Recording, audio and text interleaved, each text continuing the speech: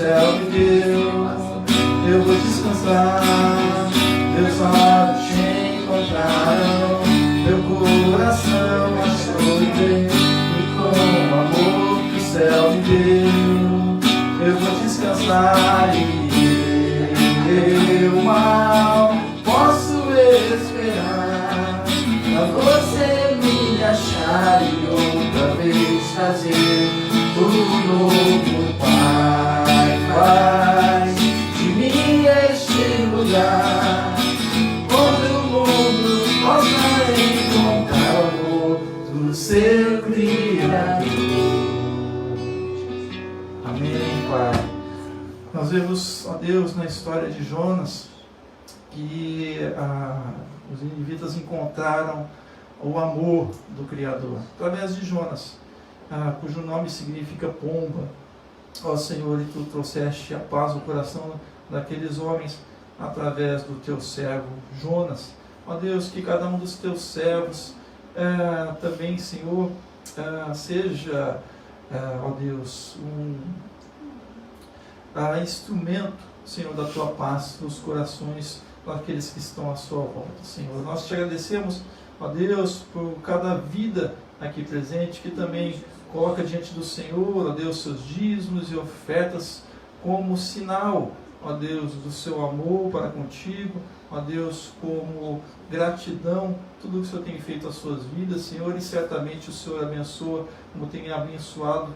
Ó Deus, eu te peço a Tua bênção conforme a Tua palavra, ser com o Teu povo, Deus, vá além das suas necessidades, porque o Senhor é este que vai, Senhor, além das nossas necessidades. Colocamos os dízimos e ofertas diante do Teu altar, para que, ó Deus, também o Senhor nos sustente a Tua obra aqui neste lugar. Para a honra e glória do Teu nome, é que oramos em nome do Senhor Jesus. Amém. Amém, meus amados.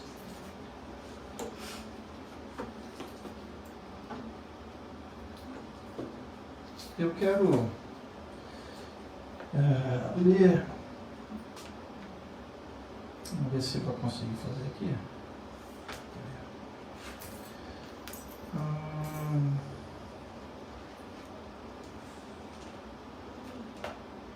Eu quero ler com os irmãos. Vamos abrir as nossas Bíblias em Mateus.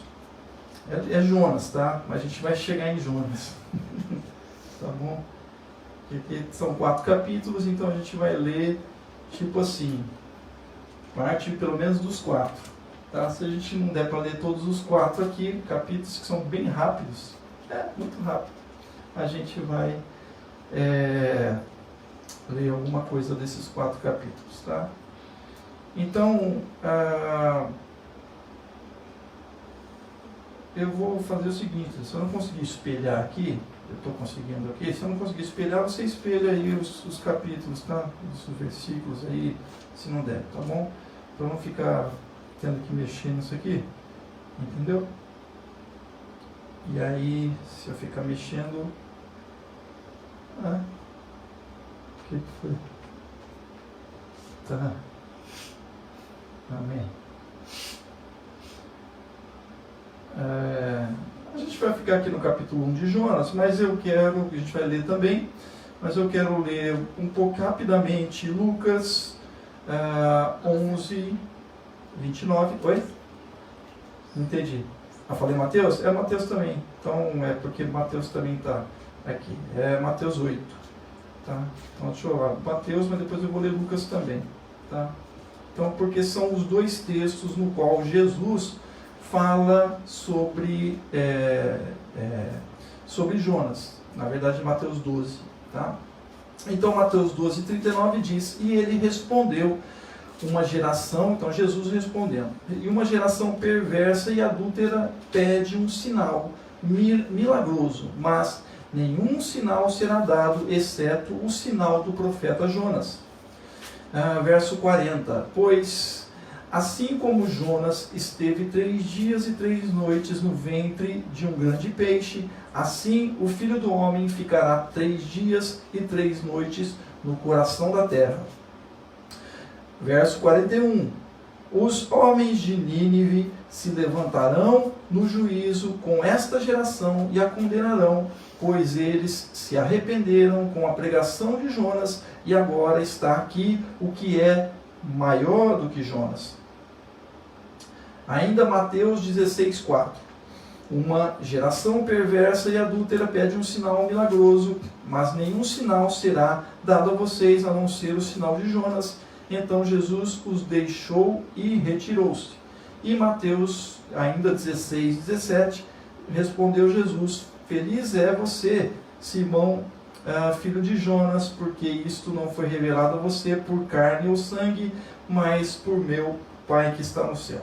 E essa aqui é só para a gente saber que Pedro são as vezes que são citados Jonas no Novo Testamento. E agora a gente vai lá para Lucas, porque Pedro, ele era filho de Jonas. O pai de Pedro, para quem não sabia, se chamava Jonas. É Simão, filho de Bar-Jonas, Simão Bar-Jonas, né? Filho de Jonas. Tá?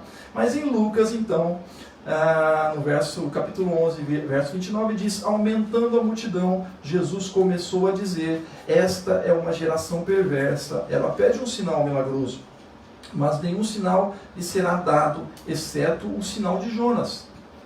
Verso 30.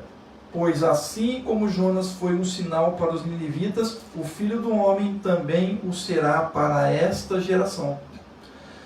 Verso 32. Os homens de Nínive se levantarão no juízo com esta geração e a condenarão, pois eles se arrependeram com a pregação de Jonas, e agora está aqui quem é maior do que Jonas. Amém?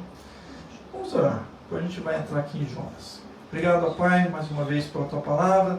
Lida, Senhor, pedimos que Tu fales conosco através dela, usa-me conforme o Teu querer, segundo o Teu Espírito, é que eu te peço, e já te agradeço, em nome de Jesus. Amém. Amém. O livro de Jonas, ele é um livro muito interessante, tem vários aspectos, várias questões que a gente pode tratar, e sempre o que me intrigou foi justamente Jesus ter falado e ter usado o exemplo de Jonas como sendo o sinal que ele daria àquela geração que pediu um sinal, mas que era incrédula. Então, que sinal seria esse? Nós lemos lá em Mateus que há uma explicitação desse sinal, quando Jesus, ali na descrição dos evangelhos, vai dizer que assim como o Jonas esteve 3 dias e 3 noites no ventre, nas entranhas do peixe, ele também estaria nas entranhas da terra, ele estaria também ali no ventre da terra. E o fato é que Jesus, de fato, vai ser depois enterrado, e ao terceiro dia ele ressuscitou. Então, a gente tem isso como algo que parece simples, de fato é simples, porque Jesus dá esse exemplo, mas há alguns outros elementos no qual ele coloca aqui, tanto nos evangelhos, como, por exemplo, ele vai dizer que aqui está quem é maior do que Jonas. E por quê? Né? Quais sinais então seriam esses, ou qual seria somente este da baleia, né? Os 3 dias no peixe, ou os 3 dias na terra, para que então eles se lembrassem de que Jesus, ele era aquele que havia de vir, ele seria o Messias prometido. Há algumas semelhanças, a Maria Teresa trouxe isso na escola bíblica, com Jesus, de Jonas com Jesus, porque Jonas também é um profeta do reino do norte, mas ele vem do norte, e Jesus vem do norte, da cidade de Nazaré. Mas o fato é que, lendo o livro de Jonas, eu percebi que há em 3 momentos, 3 sacrifícios. E que também há um ensino de Deus no livro de Jonas sobre ele mesmo. E este ensino de Deus sobre ele mesmo, que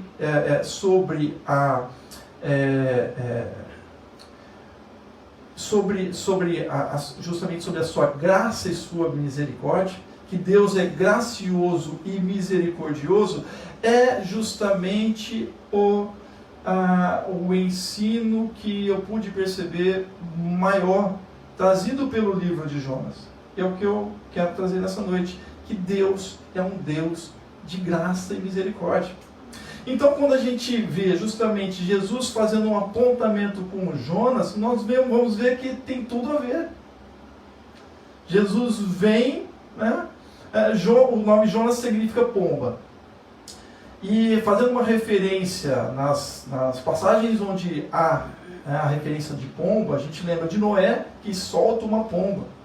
E a pombinha volta trazendo no bico uma folhinha de oliveira, justamente. E aí traz esperança. Depois ele solta de novo a pomba não volta. E aí eles encontram a terra. Então traz esperança, e esperança de vida.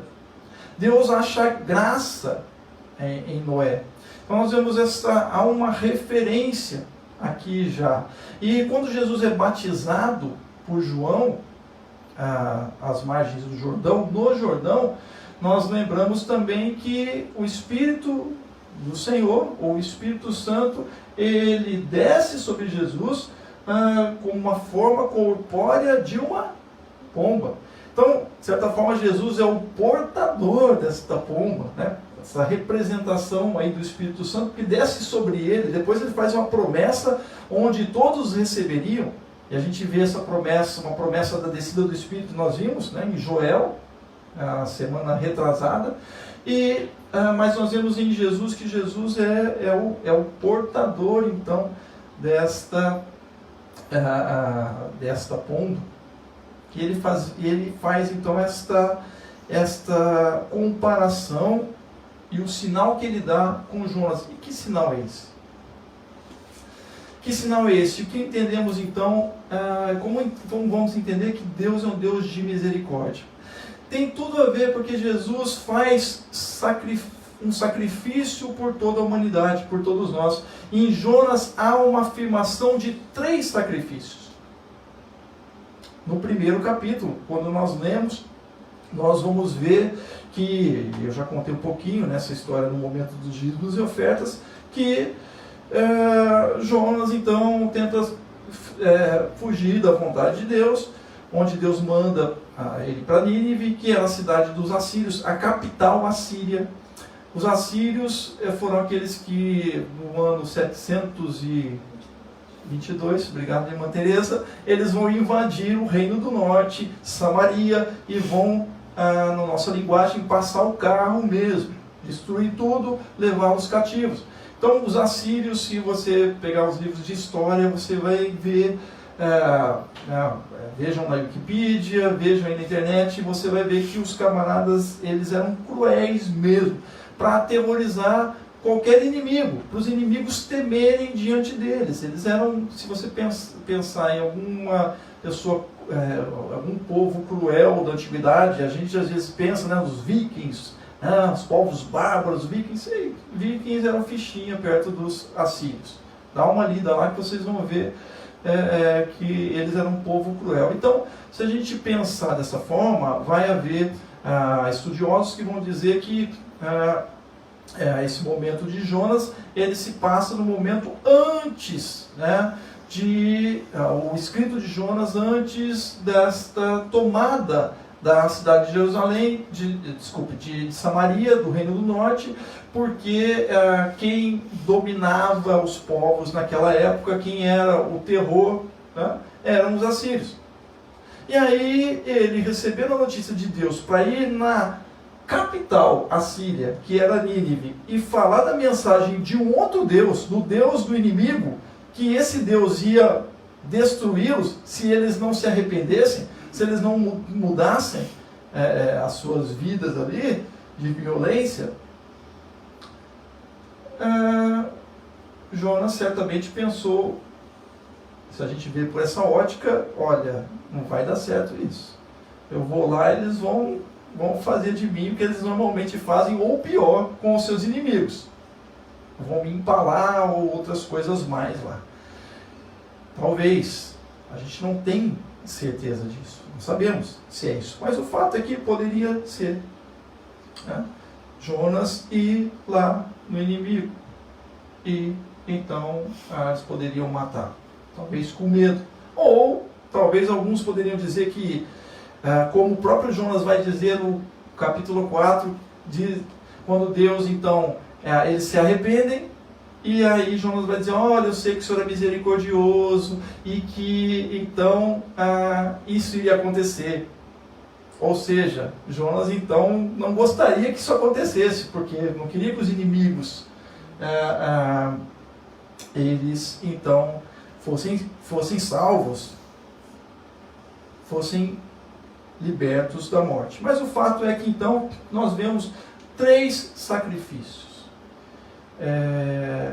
aqui. E o primeiro deles é o sacrifício do próprio Jonas. Quando lemos então o capítulo 1, nós vemos que Jonas estava lá no navio, dormia e ia para Tarsis, para o lado oposto da onde ele deveria ir, que era a cidade de Nínive, e Deus manda uma tormenta no mar, descobrem que Jonas está no fundo do navio, vão trazê-lo ali para fora e perguntar para ele de onde ele vem. Lançam sortes e a sorte cai nele, porque todos já estavam clamando aos deuses deles. Lançando sorte, cai sobre Jonas, e aí vão interrogá-lo, que negócio é esse? Quem é você? De onde você veio? E ele vai responder no verso 9, eu sou hebreu e temo ao Senhor, o Deus do céu, que fez o céu e a terra. Então, estes homens se encheram de grande temor e disseram, que é isso que você fez? Que é isso que você fez, rapaz? Você está doido? Você desobedeceu ao seu Deus? Pois sabiam que o homem que fugia da presença do Senhor, porque ele o tinha declarado. Então Jonas falou, olha, estou fugindo, contou toda a história para eles. E aí eles perguntaram, que faremos nós para que o mar nos acalme? Pois o mar ia se tornando cada vez mais tempestuoso, e respondeu-lhes, e Jonas respondeu para eles, levantai-me e lançai-me ao mar, e o mar se vos aquietará, porque eu sei que por minha causa vos sobreveio esta grande tempestade. Então Jonas, ele reconhece que ele tinha fugido de Deus, e vai dizer para eles, olha, me lancem no mar, porque vai acabar esse problema de vocês, porque eu sou o problema. Mas os homens temeram esse Deus de Jonas, porque que negócio é esse? E aí eles disseram que não podiam fazer isso. Entretanto, diz o verso 13, os homens se esforçaram com os remos para tornar a alcançar a terra, mas não podiam, porquanto o mar se iam embravecendo cada vez mais contra eles. E aí não tinha mais jeito. E aí clamaram ao Senhor, dizendo, nós te rogamos, ó Senhor, que não pereçamos por causa da vida deste homem, e que não ponhas sobre nós o sangue inocente, porque tu, Senhor, fizeste como te aprouve. Então aqueles homens no navio, naquele momento, oraram a Deus, porque eles iam fazer um sacrifício humano, de um homem que para eles inocente. O problema dele com Deus era o problema de Jonas com Deus era dele. Aqueles homens não tinham tido, entre aspas, problemas com Deus, de certa forma, mas eles vão clamar a Deus e falar, Deus, olha, que o Senhor nos perdoe, que não venha, que o Senhor tenha misericórdia, que a gente não morra por causa da vida deste homem. Então eles fazem o sacrifício, porque eles iriam sacrificá-lo, eles iam jogar aquele homem, Jonas, à morte, no mar. E é isso que eles fazem. Então levantaram a Jonas e o lançaram ao mar, e cessou o mar da sua fúria. Então, o primeiro sacrifício é um sacrifício humano, feito por aqueles homens que clamaram a Deus, que seria feito um sacrifício humano de um sangue inocente. Jesus era sangue inocente também. derramou o seu sangue por nós. Jonas não derrama o sangue, a história continua, mas há então um sinal de sacrifício aqui. Quando vemos Jesus falando sobre o sinal e o sinal do profeta Jonas, então, ao ler o livro de Jonas, começamos a entender também o sacrifício de Jesus.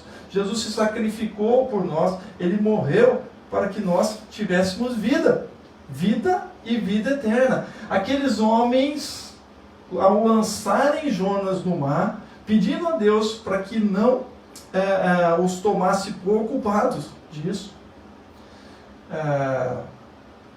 eles vão ser salvos. Então levantaram a Jonas e lançaram ao mar, e cessou o mar da sua fúria. Verso 16: temeram, pois, os homens ao Senhor com grande temor, e ofereceram sacrifícios ao Senhor e fizeram votos. Olha só, está aqui. Eles já tinham feito até um sacrifício, sem saber, um sacrifício humano, que era com o próprio Jonas, sem querer fazer. Então vemos Jesus falando do sinal de Jonas. E aqueles homens, então, eles vão depois sacrificar a Deus, e oferecer sacrifício, e vão fazer votos a Deus. Então há até uma, se a gente pode dizer assim, uma conversão daqueles homens a Deus. Ou seja, passaram a adorar e reconhecer ao Deus de Jonas como um Senhor. O Senhor que domina sobre o mar, o Senhor que domina sobre a terra, o Senhor de fato o Criador. Então, Jonas, o verso 17, no final deste capítulo, é onde Jesus vai destacar ali o ponto onde Jonas vai ser engolido, né, pelo grande peixe. Então, aí numa analogia com a sepultura, que Jesus vai fazer vai trazer essa analogia de Jonas, onde Jonas também, digamos assim, foi para um local de morte, para um túmulo, porque quem cai no mar e é engolido por um peixe, por uma baleia, e a gente sabe que pela ciência é possível, determinados animais há uma possibilidade, não só uma baleia, né, o texto bíblico não fala de baleia, mas fala de um grande peixe, mas há peixes que são capazes de engolir homens, ou pelo menos, se não inteiros, aos pedacinhos. Isso é terrível, mas há.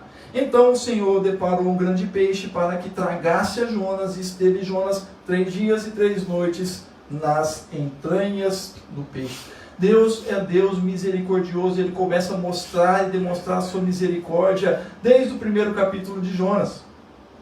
Olha só, Jonas, ele desobedece a Deus.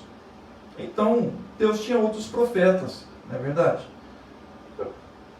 Então, Jonas desobedeceu, foi para o outro lado, então ele vai sofrer as consequências, e aí a gente vai arrumar um outro.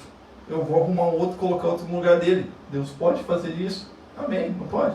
Então ele arrumou. Não, mas a gente vê que no segundo capítulo o que Deus faz é justamente Ele age com misericórdia para com o profeta que desobedeceu. Quando a gente lê o Antigo Testamento, a gente lê, e aqui nós estamos no Antigo Testamento, mas quando nós lemos o Pentateuco, em Números, em Deuteronômio, em Números, há um momento lá então que a desobediência a Deus muitas vezes dura.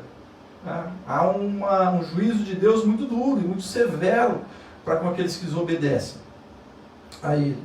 Mas nós vemos aqui em Jonas, e por Jesus estar citando Jonas, é justamente daí que eu entendo que Jesus está ensinando para aquele povo que Deus é um Deus de misericórdia. Deus é o Deus de graça, e quando Jesus vem, Ele vem para implantar justamente a graça e a misericórdia de Deus. Ele vem trazer a graça e a misericórdia de Deus. E aí, por que Jesus fala que Ele é maior? E está aqui quem é maior do que Jonas? O que vocês acham? O que vocês acham?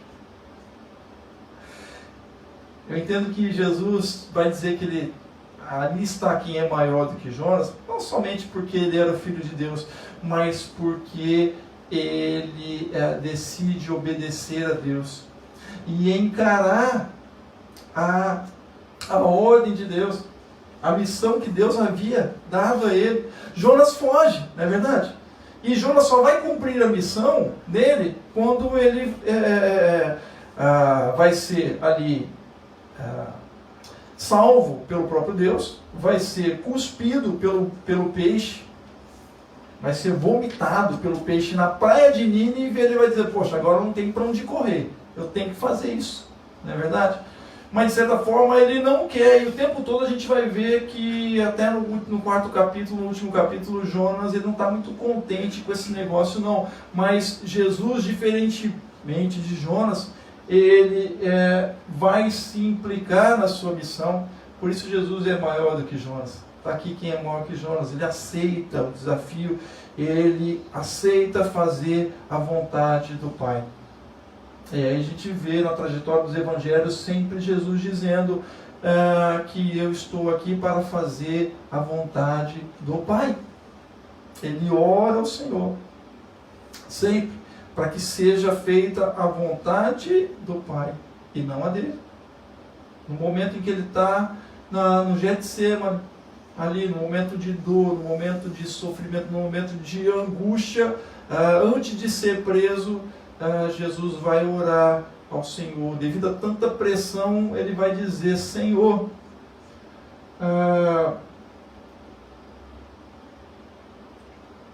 passa de mim esse cálice, mas que não seja a minha, mas seja a tua vontade. E Jesus ora por 3 vezes.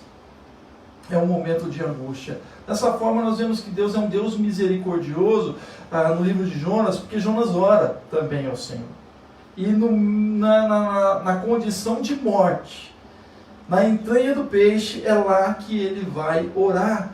E orou Jonas ao Senhor, seu Deus, lá das entranhas do peixe. Capítulo 2, verso 1, e disse, na minha angústia clamei ao Senhor, e ele me respondeu, do ventre do Seol, do ventre da sepultura. Olha só, olha a semelhança de Jesus com Jonas. Jonas não fala que ele está num peixe, mas ele está no céu, ele está no Seol, ou Sheol, no lugar dos mortos.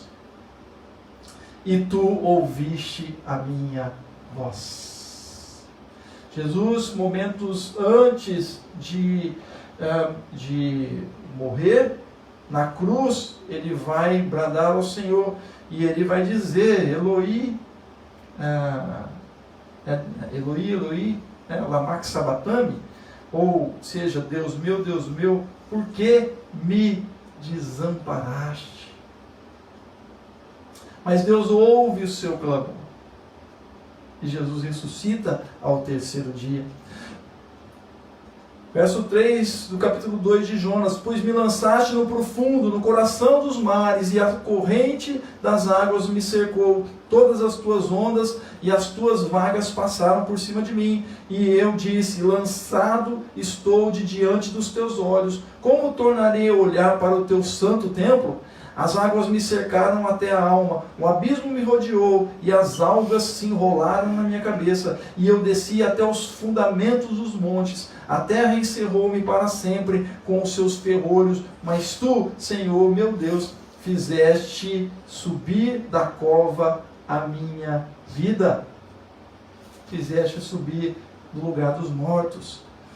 Quando dentro de mim desfalecia a minha alma, eu me lembrei do Senhor, e entrou a ti a minha oração no teu santo templo. Os que se apegam aos vãos ídolos afastam de si a misericórdia, mas eu te oferecerei sacrifício com a voz de ação de graças. O que votei pagarei, ao Senhor pertence a salvação. Jonas faz um sacrifício. Jesus sacrifica a sua própria vida. Jonas sacrifica a sua voz de ação de graças ao Senhor. Mas eu te oferecerei sacrifício com a voz de ação de graças, e o que votei pagarei. Ao Senhor pertence a salvação. Falou, pois, o Senhor ao peixe, e o peixe vomitou a Jonas na terra. Jesus, diferentemente de Jonas, o seu voto ele cumpre antes. Amém? Não foi da terra que ele orou, não. Do fundo da terra. Não. Da entranha da terra, que ele já tinha orado antes. Ele tinha cumprido o seu voto antes. Por isso Jesus é maior do que Jonas. Mas Jonas nos faz entender, então, este sacrifício de Jesus e a profundidade do que Jesus fala quando ele vai dizer que há uma geração má, o único sinal que eu vou dar é o sinal do profeta Jonas. Que Deus é o Deus de misericórdia, que Deus é um Deus de graça. Por isso as palavras de Jesus: eu não vim para julgar este mundo, mas eu vim para salvar este mundo. Eu não vim para condenar. Apesar de que as minhas palavras vão condenar, porque aqueles que não me receberem estarão trazendo condenação para si mesmos. Mas eu não vim para condenar. Não vim para julgar. Eu vim para salvar o que se havia perdido.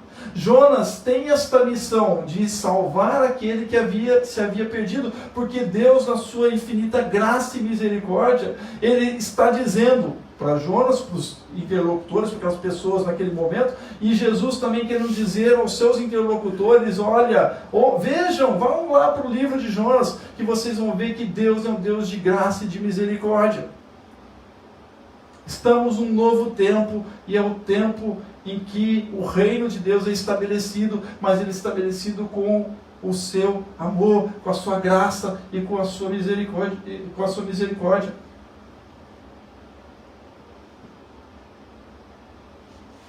E que o dom da pomba vai vir sobre cada um de vocês. Por isso nós vemos que no capítulo 3 há um terceiro sacrifício que é feito pelos ninivitas. Jonas então está na praia e vai fazer o caminho ali anunciando o juízo de Deus sobre a cidade de Nínive. Verso 1 do capítulo 3: pela segunda vez veio a palavra do Senhor a Jonas, dizendo: levanta-te e vai à grande cidade de Nínive e lhe proclama a mensagem que eu te ordeno. Levantou-se, pois, Jonas, foi a Nínive segundo a palavra do Senhor. Ora, Nínive era uma cidade de 3 dias de jornada, e começou Jonas a entrar pela cidade, fazendo a jornada de um dia, e clamava dizendo: ainda 40 dias e Nínive será subvertida. E os homens de Nínive creram em Deus e proclamaram um jejum e vestiram-se de saco, desde o maior deles até o menor. E a notícia chegou também ao rei de Nínive, e ele se levantou do seu trono e, despindo-se do seu manto e cobrindo-se de saco, sentou-se sobre cinzas e fez uma proclamação e publicou em Nínive, por decreto do rei e dos seus nobres, dizendo: não provem coisa alguma, nem homens, nem animais, nem bois, nem ovelhas, não comam nem bebam água, mas sejam cobertos de saco, tanto os homens como os animais, e clamem fortemente a Deus, e convertam-se cada um do seu mau caminho e da violência que há nas suas mãos. Quem sabe se voltará a Deus e se arrependerá e se apartará do furor da sua ira, de sorte que não pereçamos? Viu Deus o que fizeram, como se converteram do seu mau caminho, e Deus se arrependeu do mal que tinha dito lhes faria, e não o fez. Então Deus é misericordioso, se arrepende do mal. Novamente Deus afirmando a sua misericórdia a sua graça àqueles que eram os mais terríveis da época, os povos mais terríveis, mais cruéis. Tanto é que quando a gente lê aqui, o rei de Nínive vai dizer o seguinte: olha, nós precisamos nos arrepender da violência que há nas nossas mãos. Era um povo violento. Se voltam para Deus, fazem um sacrifício de arrependimento. Um sacrifício onde não só as pessoas se colocam de forma humilde diante de Deus, se humilhando, mas os animais também fazendo um jejum aí de toda a cidade. Ou seja, um sacrifício diante de Deus, uma conversão diante de Deus. Ao lermos então esses 3 momentos de sacrifício, de arrependimento do povo diante do juízo de Deus, das pessoas diante do juízo de Deus, nós vemos uma reafirmação de Deus, da graça e da misericórdia do Senhor. Quando nós lemos, por exemplo, no Apocalipse, Santo, Santo, Santo, essa expressão sempre em 3 ou 2 ou mais, mas normalmente a gente vê 3, muitas vezes, é uma reafirmação daquilo que está sendo dito. Que Deus, quando eles dizem, os anjos dizem Santo, Santo, Santo, é que o Senhor é o Santo dos Santos. Não há nenhum mais santo que Ele. Amém? Então, quando a gente lê no livro de Jonas que houveram 3 sacrifícios ali diante do Senhor, e em 3 deles, houveram ali 3 momentos em que Deus, Ele agracia aqueles homens do barco, Jonas e depois a cidade de Nínive. Há uma reafirmação da misericórdia, há uma reafirmação da graça de Deus. Ou seja, o que ele está dizendo é que Ele é um Deus de graça, Ele é um Deus de misericórdia, que está pronto para acolher qualquer um que se volta para Ele, que se arrepende, que o busca com todo o seu coração. Amém? E quando a gente vê isso, essa mensagem de Jonas, de quem a gente lembra? Justamente de Jesus, que vem anunciando o reino de Deus, vem anunciando a mensagem então da graça e da misericórdia de Deus a todos os homens. O fato é que, então, como nós podemos confirmar isso no livro de Jonas? E o capítulo 4, ele nos dá, ou nos traz a chave de tudo isso, desta afirmação de Deus. E aí a gente vê, que Jonas, ele não fica nada contente. Jonas era o camarada, era o crente que quer fazer o que ele quer. Sabe? Se a gente for colocar nos dias de hoje, Jonas é aquele crente que quer fazer o que ele quer. Quando falou da vontade de Deus, opa, peraí. Então, as coisas, inclusive, desagradam a ele. Olha o que ele diz. Olha o que diz o capítulo 4, no verso 1. Mas isso desagradou extremamente a Jonas, e ele ficou irado. Ele ficou com raiva. E orou ao Senhor e disse: Senhor, não foi isso que eu disse, estando ainda na minha terra? Por isso é que eu apressei a fugir para Tarsis, pois eu sabia que és Deus compassivo e misericordioso, longânimo e grande em benignidade, que te arrependes do mal. Então a gente não sabe se Jonas, de fato, ele fala com Deus: Deus, o Senhor vai destruí-los, e eu não quero ir lá para o Senhor destruir mesmo. Ou então, se ele não queria justamente ir lá e pregar a mensagem e haver arrependimento e haver salvação, porque ele tinha um ódio daqueles camaradas, que eram os inimigos. Não dá para a gente saber, mas o fato é que há uma reafirmação justamente, até do próprio Jonas, que Deus é um Deus de misericórdia, Deus é um Deus de graça. Agora, ó Senhor, tira a minha vida, pois melhor me é morrer do que viver. Né? Então, Jonas aqui, ele é aquele camarada que não está contente com as coisas de Deus. Parece que não está contente com as coisas de Deus. E aí, ele sai da cidade, senta num lugar, né, faz uma barraca ali, senta na sua sombra, e aí Deus faz com que cresça uma aboboreira, uma planta trepadeira que faz sombra para ele ali, e Jó vai ficar muito contente com isso, né?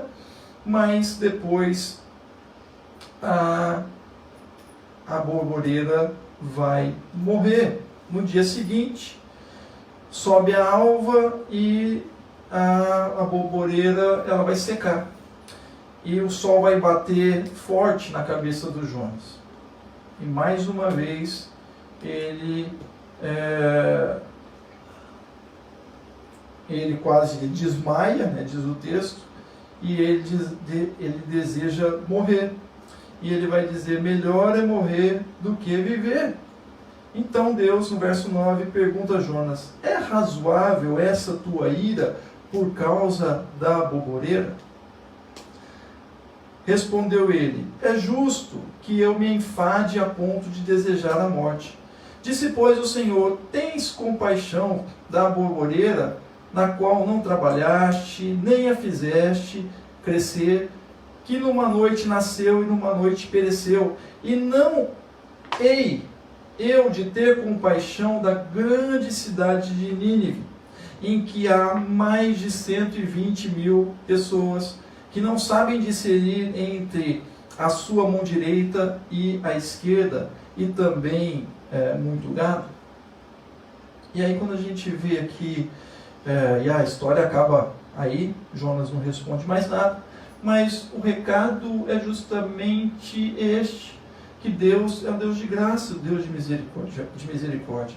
E essa palavra aqui, compaixão, que na minha tradução está traduzida como compaixão, no verso 10 e no verso 11, é uma palavra, eu dei uma pesquisada nela, uma palavra primitiva, que ela significa cobrir. Mas no sentido figurado, ela significa justamente misericórdia, ter compaixão, sentir pelo outro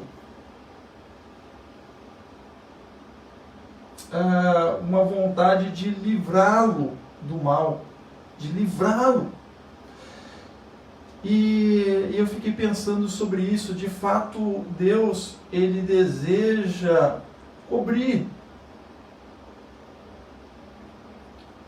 a todos com o seu manto de graça, com o seu manto de misericórdia. Ele deseja cobrir a todos.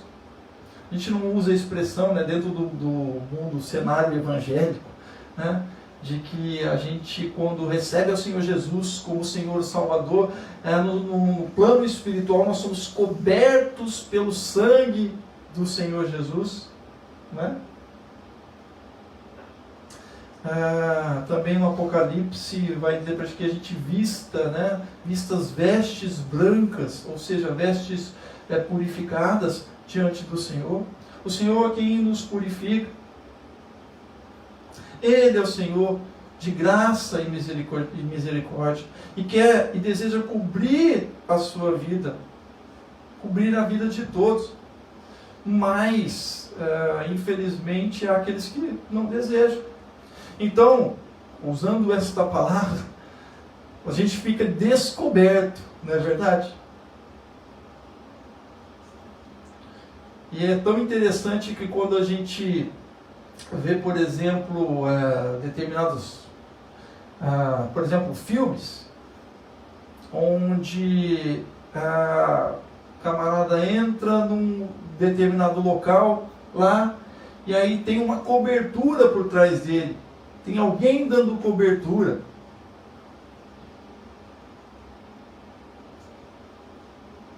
Na vida isso às vezes acontece, não é verdade? às vezes alguém da sua família está te dando cobertura, está te dando ajuda. E como é bom ter uma cobertura, não é verdade? Alguém que nos cobre, alguém que você pode contar. Então essa palavra vem justamente disso. Deus é aquele que é capaz de dar a todos que queiram a cobertura poderosa dele, das suas mãos. É isso que ele está falando. Ele salvou aqueles homens do navio. Ele salvou Jonas, que tinha desobedecido, mas clamou ao Senhor. O Senhor veio com a sua cobertura, jogou na praia de Nínive, o desgosto de Jonas, mas Deus deu a cobertura dele, o protegendo na própria cidade. Aqueles homens se arrependeram e tiveram a cobertura de Deus e não foram destruídos. E mais, quando lemos então no Novo Testamento, nós vemos que Jesus afirmando que os ninivitas, aqueles, talvez os de outras épocas, porque depois a cidade foi invadida, a cidade de Samaria foi invadida, talvez não por aquela geração de ninivitas, por outra, talvez, mas aqueles, daquele momento de Jonas, eles seriam o que iriam julgar aquela geração que não estava crendo em Jesus, naquele momento em que Jesus falava para eles: olha, uma geração má, uma geração incrédula, uma geração adúltera, pede um sinal, mas o único sinal que eu vou dar é do profeta Jonas. Voltem-se para o Senhor, se arrependam. Ele é misericordioso, capaz de cobrir as suas vidas com a graça, com a misericórdia dele. E aqueles ninivitas, que poderiam ser os terríveis, não eram judeus, não era uma nação judaica, eles iriam julgar os judeus, porque Jesus estava falando para os judeus, o que se dizia um povo de Deus, compreendem? Então aquelas palavras de Jesus eram palavras duras. Que negócio é esse que aqueles camaradas, os ninivitas, os assírios, que foram inimigos do nosso povo, que destruiu a cidade e tudo mais, na história nós conhecemos, eles então nos julgariam? Que coisa é essa? Era isso que Jesus estava dizendo. Porque os corações deles estavam empedrecidos, os corações deles estavam duros diante do Senhor. Então, coloque-se diante de Deus com o seu coração aberto. Você que está nos ouvindo nessa noite, abra o seu coração para ter uma experiência com este Deus, o Deus de Jonas, o Deus Pai de nosso Senhor Jesus Cristo, Deus Criador dos céus e da terra, que pode te dar uma cobertura na tua vida, uma cobertura espiritual, uma cobertura de paz que você nunca experimentou. Ele vai além disso. Então, você que está nos ouvindo, assim como cada um dos irmãos nessa noite, vamos orar. Coloque-se diante do Senhor, feche seus olhos. Nós vimos que os homens do navio clamaram a Deus. Vemos que Jonas, no ventre do peixe, clamou ao Senhor. Nós vimos que os ninivitas clamaram ao Senhor. Jesus está dizendo para eles: clamem a Deus. Nós aqui vamos clamar ao Senhor nesta noite. Você que está nos ouvindo também aí pela internet, coloque seu coração diante de Deus, mesmo que você não fale nada. Coloque seu pensamento, leve seu pensamento ao Senhor e concorde com esta oração. Pai, nós neste momento, Senhor, clamamos a Ti, reconhecendo que Tu és o Senhor, Tu és o Deus Criador dos céus e da terra. Somos Teus filhos, filhas, somos Teus adoradores, Senhor. Ó Deus, pedimos que a Tua graça, que é favor imerecido, que a Tua misericórdia, Senhor, nos alcance. Que o Senhor tenha misericórdia de cada um de nós, que o Senhor nos perdoe, Senhor, as nossas violências, ó Pai. Ó Senhor, que o Senhor nos perdoe, ó Deus, a cada dia, Pai. E nesta noite também nós nos colocamos diante de Ti, ó Senhor, clamando a Ti para que Tu venhas, Senhor, e cubra-nos com a Tua graça, com a Tua misericórdia, com o Teu grande amor, com o Teu Espírito Santo. Aqueles ainda que não tiveram encontro com o Senhor Jesus, que estão nos ouvindo nessa noite, que eles abram seus corações e recebam a Jesus como Senhor e Salvador das suas vidas, que creiam em Jesus como Filho de Deus, porque era isso que Jesus estava, este era o sinal que Jesus estava dando àqueles homens quando ele esteve aqui nesta terra. E Jesus é maior do que Jonas, com certeza. Ele toma para si as nossas dores, tomou para si as nossas enfermidades, como diz Isaías, o castigo que nos traz a paz estava sobre ele. Obrigado, ó Pai, pelo teu grande amor. Obrigado, Senhor Jesus, pelo teu sacrifício. Reconhecemos o teu sacrifício, o teu sangue derramado, que nos traz vida, Senhor, nesta terra. Andando nesta terra, Senhor, por mais das aflições que temos, ó Deus, porque, como diz a tua própria palavra, a chuva cai sobre justos e injustos, então estamos sujeitos, Senhor, a contingências nesta vida, mas quantos livramentos o Senhor tem nos dado e nos dá, e por fim, Senhor, o Senhor nos promete a vida eterna em Cristo Jesus. Então, Pai, o Senhor esteja vendo cada um dos corações, ó Deus, cada voz que clama a Ti nessa noite, cada coração que clama ao Senhor, ó Deus, e venha com a Tua cobertura espiritual sobre as suas vidas. Perdoa, Senhor, as nossas falhas. Se conosco, continue conosco. Nós te pedimos e já te agradecemos. Em nome do Senhor Jesus é que oramos. Amém e amém. Deus abençoe a sua vida nesta noite. E que Deus te cubra com a sua graça e com a sua misericórdia. Amém?